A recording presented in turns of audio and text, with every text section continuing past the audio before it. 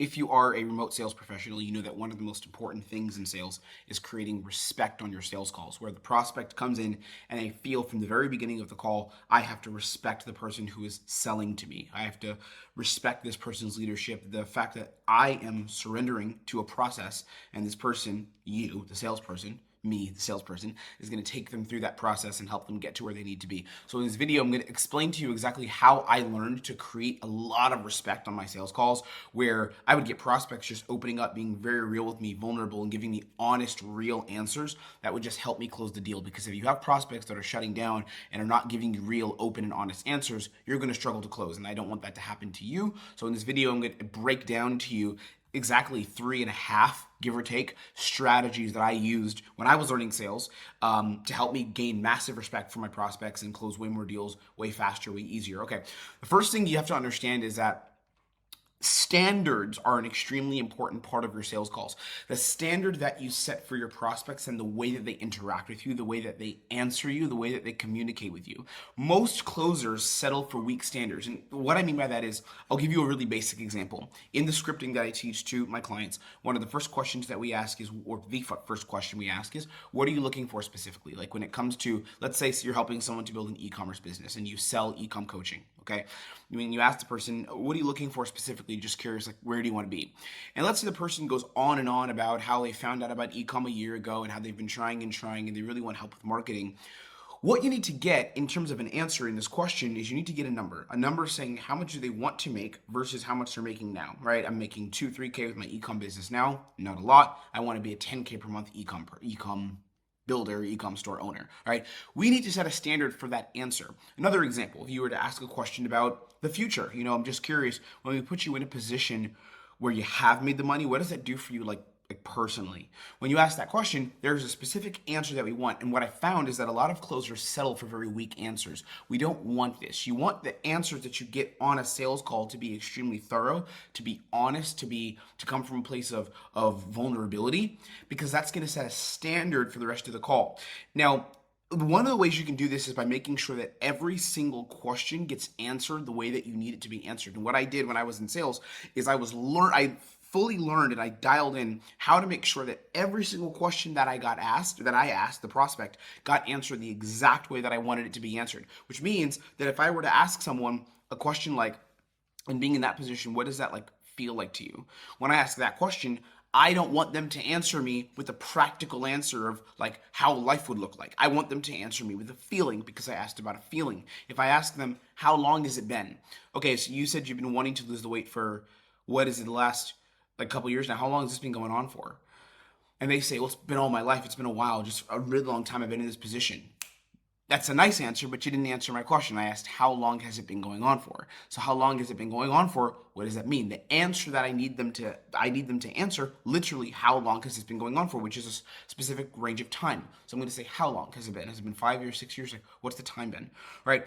I'm setting standards for the way questions are answered on my calls. And because I set these standards, it creates a great deal of respect between the prospect and myself, which allows me to close at a higher level. Also, clarification. I'll clarify when needed. So instead of me just taking answers at face value if I don't understand them, let's say I ask the prospect, so I'm just curious, when in terms of struggling to lose the weight, what has the struggle been? What do you feel is actually holding you back then? Why haven't you lost it? What's been holding you back?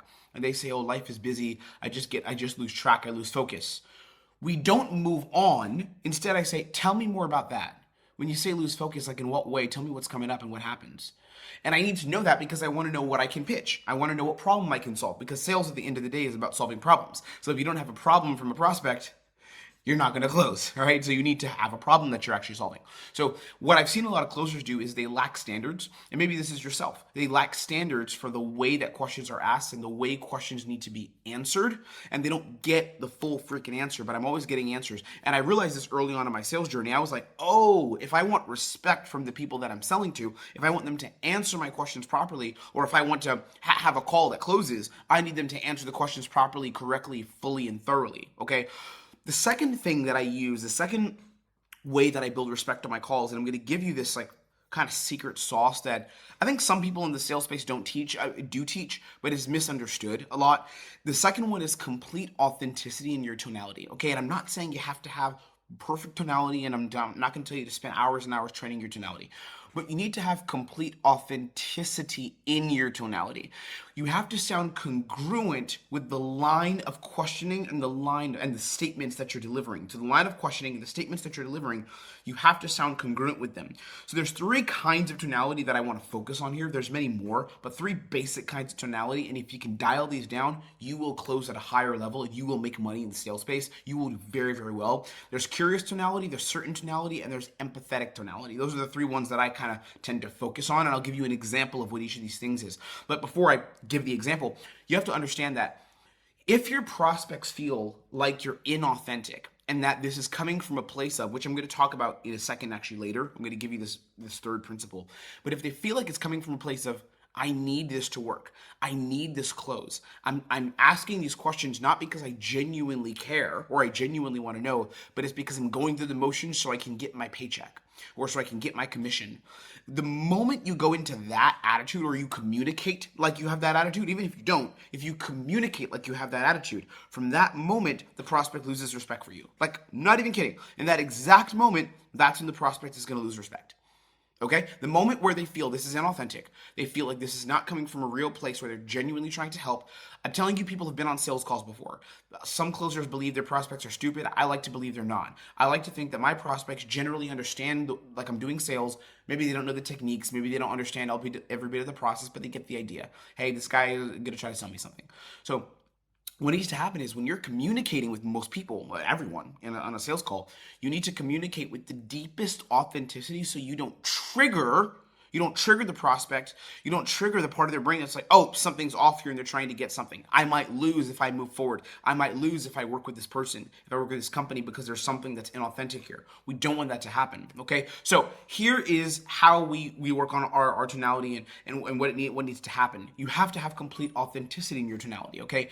So curious tonality would be number one. Curious tonality would be, let's say we ask a question about like, how long has that been? Okay. So let's say you're talking weight loss and you say, how long have you been struggling with this? And they say, or excuse me, you say, what's the struggle been? What's been holding you back? They say, I've been going to the gym off and on, but just the inconsistency is so bad. I started and then I stopped and then I started and then I stopped. And my dieting is so bad. I don't feel like I have a real plan. You elaborate on it. Of course, tell me more about that. Like, how is that affecting your weight loss? You go more into it. You go deeper. Now we have a clear problem.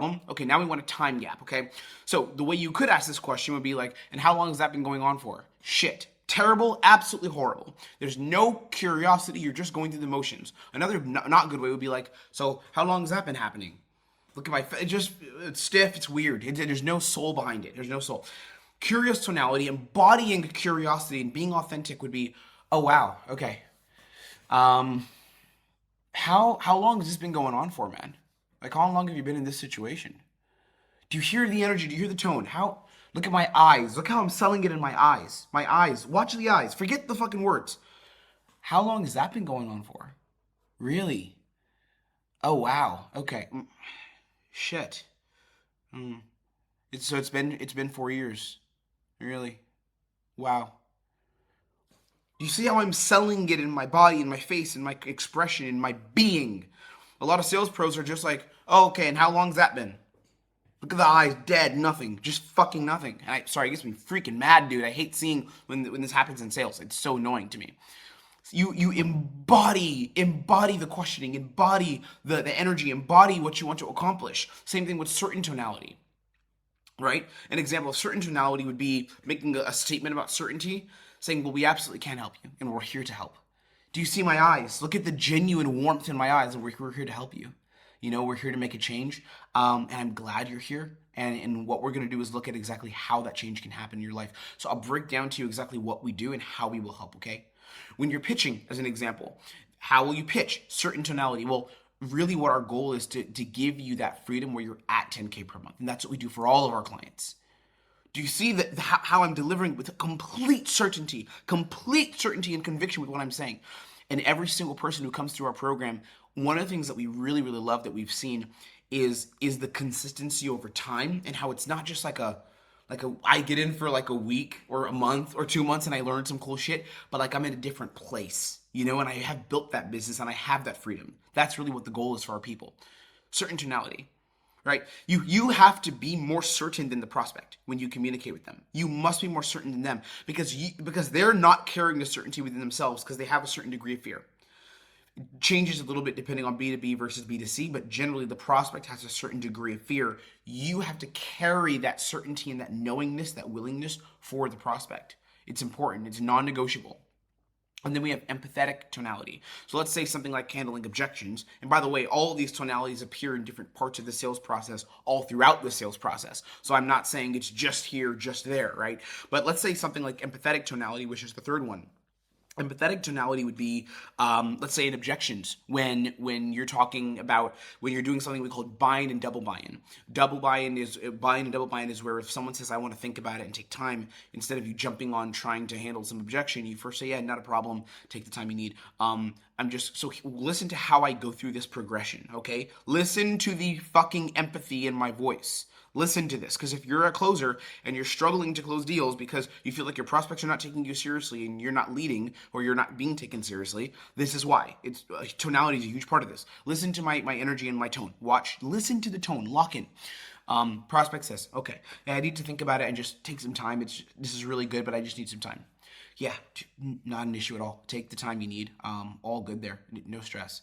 There's the tone, empathetic, it's genuine, it's real. Listen to how I do even more.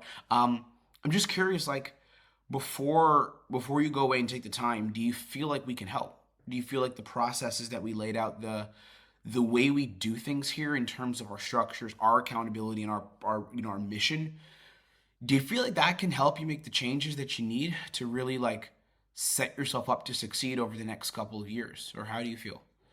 Do you hear the genuine curiosity, the genuine empathy for their situation in my voice? Let's move on. They say yes, I feel like it can. Okay. And why do you feel like it can exactly? Because that's the most important part, right? Listen to the next progression. They answer why it can. They say it can because XYZ, XYZ. Okay, very good. Awesome. Then I guess in terms of the time you want to take to think about things and sit with them, just curious, like what's coming up for you there? Just to like see if I can help. Like what's coming up for you? Do you hear the genuine empathetic tone in my voice? I'm just curious, like, what's coming up for you? Just to see if I can help at all. The tone is one of I'm here to help. I'm here to help. I'm here just as a vehicle trying to help you. And I embody it in my tone. So tonality, being completely authentic, congruent, and aligned in your tonality and your delivery is another piece of how you're going to create change and how you're going to make money in this space. Okay, number 3, balanced energy. Your energy is huge in sales. So imagine a pendulum, like a swinging pendulum from up to down, or left to right, okay? This pendulum is like over-eager on one side to not invest it at all. Over-eager is like, hey, I'm happy to be here, what's up? Or like too intense, hey, what's up, bro? I'm here to help you. And then you have not invested, which is like, hi, where are you calling from? Cool. We don't want either of those, okay? It's just too much in either direction. We want to be balanced. We want to be in the middle, okay? Imagine a scale from 10, which is too extreme, 0, which is the other side. We want to be like a 4 to 6, okay? So what that means is there's 2 things you can do. One is you can be present. Being present is a great way to be balanced. You're present with your prospects. You sit with them from a place of calm, a place where you are grounded, where you are locked in, where you're composed, where you are present with the conversation. So it's not where you're over eager, like I have to make you feel something, and it's not where I'm trying to pull back, like I don't care about being here and I'm the cool sales guy. You're coming from a place of presence, presence with the conversation. So as an example, when I open a call with someone, have a visual in your head of who the prospect is. I want to just role play. Since I don't have a role play partner, I'll role play kind of with the air here. But imagine I have a prospect coming on a call, right? And he's got, let's say, a background like mine. We'll just use my background. I was selling myself. Like I'd say I'm selling to myself. I'd be like, well, what's going on there, brother? Like the first thing I open for the call would be like, what's going on there with the little blue light in the background, bro? What you doing? What's going on? You have a cool setup, man. It looks interesting. What's going on there? Boom. I'm present with just what I'm seeing in front of me on the screen. There's no intention to like be, hey, we're on a sales call, let's do this. Or like, I don't care, I'm the Chad closer, I don't care either way. It's just like, hey, what's going on? How are you doing? I see the cool hat you got on. Or look at that little shirt you got. Or what's going on with the tattoos on your neck? What's happening there? It's interesting. I'm present. Right, present with the prospect. So presence is one, and then removing neediness is the other side. When you are needy, which means I need something from you, I want something to happen, there's something specific that I want and need to happen on this call. When you communicate through neediness, you oftentimes kill trust because you eliminate the prospect's willingness or ability to let go and surrender to the process of being closed and being led on this call, because there's clearly something that you want. So you have an ulterior motive. So here's how I open my calls. This is what I train my people on, by the way. I'm going to give you the stuff that's in our training program. I'll give it to you for free. What I do when I open my calls is this. Hey, so my name's Tim. After the first couple of words back and forth, of course, I intro, how you doing today? Say some shit about their day. Cool. So my name is Tim, by the way. I run client success here for XYZ company, and really there's three things we're going to do today. Number one is just figure out what you need and figure out exactly what you need when it comes to XYZ service, and this whole industry in this space. Number two, I'll break down just kind of what we do, what that looks like, and what the process looks like overall. And then thirdly, if you think it's a good fit and you feel like there's alignment, we'll talk investment and things like that, and see if we can get you started, see if we can move you forward here on the call. And if you feel like it's not in alignment, that's not a problem as well, no worries there. Yeah, that's it. How do you feel? We can get started if it's all good with you. They say yes, and we get into the call. That's it. That is how I intro my calls. It's completely straightforward. It's like, hey, we're on a sales call, dude. I'm going to just figure out what you need, tell you about kind of our company and how it works, and then we'll talk about pricing and what the investment's going to look like, and you decide if it's for you or not. That's literally how I talk to my people when we have sales calls. That's how I talk to them. That's how I train our team. That's how I train other closers to do sales calls. That's how I train my clients to do sales calls. That's it. Okay, so I want to remove the neediness. Here's what I'll leave you with, and then I have to go to the gym because I'm running late actually a little bit. You have to be overall willing to have tough conversations. You have to be willing to have the tough conversations, because that, my friend, is where the money is made. The money is made in the tough conversations. The money is made in that tough pocket, in that slight difficulty, sitting in that pocket and not bouncing out of it because you were feeling comfortable, because things are difficult. That's where the money's gonna be made. It's your willingness to have a tough conversation, your willingness to get a little uncomfortable, your willingness to stay grounded, present, and have the right tonality, of course, even while being uncomfortable. Like, that's sales, and that's how you're going to build respect. So anytime you're uncomfortable, that's when the tonality starts to get weird. And you can train the other way, though. You can train your tonality, and then you'll become comfortable. But if right now you're uncomfortable, it's showing up in your tonality, which is why your prospects are losing respect for you, right? So the game of sales is all about leadership. It's about the willingness to go through discomfort. It's about the willingness to put yourself in a position to succeed and lead your prospects through a progression, ending in them making a decision that's going to help themselves or help their business or help someone else in their life, maybe. Right? That's the goal. That's what you're doing on a sales call, and that's how you will make the money. That's how you will have success. And that's all I want for you. I want a bunch of success. If you want to look at what I do, by the way, I don't have anything to sell you here on YouTube, but I got stuff to sell you off of YouTube. But if you want to look at what we do and get it for free, like, you could get my protocols, all this stuff that I'm teaching you. Like, I give an entire course away inside of our school community, plus I train people live. Like, we just did a live training yesterday, we role played, and I was hacking this guy's current state and discovery for like 20 minutes on the live call. And the live call was an hour, but I worked with him for 20 minutes. So, like, if you want that kind of value, it's free, dude. Like, it's literally free. Our stuff is so much better than everyone else's in the space. I'm not kidding. Like, the free stuff is equal to, like, your favorite coach's paid stuff. I will literally stake my flag on that and tell you it's like that. That's a fact. So the group is down below. It's called Quantum Level. It's in school, and it's free to join. We don't approve all the requests. We have like almost 600 pending requests because a lot of people are just I just don't want to approve their requests for a variety of reasons. But if you are approved, if you're a salesperson, if you are close to sales, if you're a setter, if you want to get into sales, like remote like closing and stuff like that, and I think you'd be a good fit. I think you're someone who's extremely competent and like a winner type personality, and someone we potentially want to even work with. I'll approve you to join the group. It's free to join. You can go and browse it, get all the value, learn my protocols. I talk about objection handling, leadership, all the stuff in detail. The link is down below. Goodbye. I will see you. Hopefully you learn from this. Keep getting better, make some money, and I will see you on the next one, bro. Or lady.